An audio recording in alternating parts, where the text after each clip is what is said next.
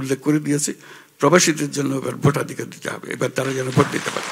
ইতিমধ্যে আমরা জুলাই ঘোষণা 5ই আগস্টে আমরা জুলাই ঘোষণা দিয়েছি। সারা জাতি একত্র হয়ে সব দলের নেতাদের নিয়ে আমি সংসদ ভবনের সামনে দাঁড়িয়ে এই ঘোষণা দিয়েছি। এখন অপেক্ষা করছে শুধু জুলাই সনদ। জুলাই সনদটা হয়ে গেলে বাংলাদেশের নিয়ম কানুন এবং শাসন কনস্টিটিউশনে যে সমস্ত পরিবর্তন আসবে এগুলোর সিদ্ধান্ত হয়ে যাবে। যতটুকু আমরা সবাইকে একমত করতে পেরেছি, আমাদের আশা ছিল অনেক বেশি করতে পারবো। এখনো ধারণা হচ্ছে না সেই পরিমাণ আমরা যেতে পারবো কিনা, সব দলকে একত্র করে আমরা যেতে পারবো কিনা। কিন্তু ইতিমধ্যে তাদের অগ্রগতি দেখে আমি নির্বাচন ঘোষণা করেছি।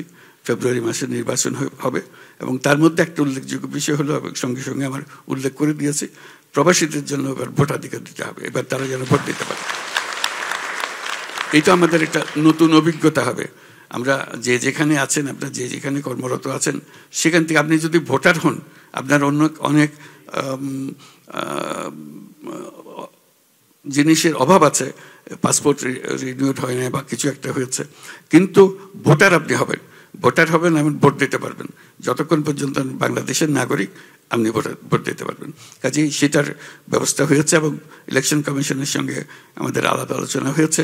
তারা আশ্বাস দিয়েছে যে তারা সমস্ত প্রস্তুতি দিচ্ছে যাতে এই ইলেকশনে যারা বাইরে আছেন, যারা প্রবাসী বাংলাদেশি যে যেখানে আছেন সেখান থেকে ভোট দিতে পারবে। কাজে আমরা এখন নির্বাচনের দিকে রওনা হয়েছি। আশা করি একটা সুন্দর নির্বাচন আমরা করতে পারবো, বাংলাদেশের একটা রূপান্তর হবে। আমরা 1 বছর শেষ করলাম সরকারের ইন্টারিম গভর্নমেন্টের, এই 1 বছর, তারপরে ফেব্রুয়ারি পর্যন্ত গেলে আমরা আশা করি সুন্দর একটা নির্বাচনের মাধ্যমে আমরা ক্ষমতা নির্বাচিত প্রতিনিধিদের কাছে সমর্পণ করতে পারবো। এই আমাদের আশা।